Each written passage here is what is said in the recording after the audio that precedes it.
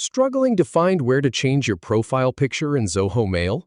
Learn the exact 6-click method to update it in under 2 minutes. I'll walk you through each step, from clicking your profile to adjusting the image.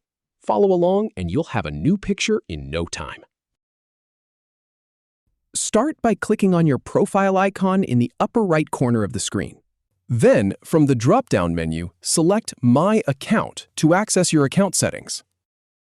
Now, click on your current profile picture to open the editing options. Go ahead and click Upload New to choose a new image from your computer.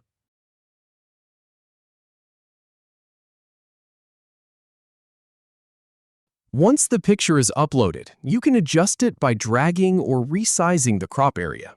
Finally, click Update to save your new profile picture.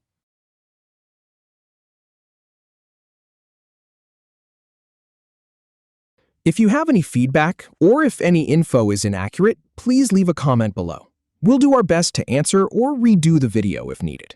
Thanks for watching.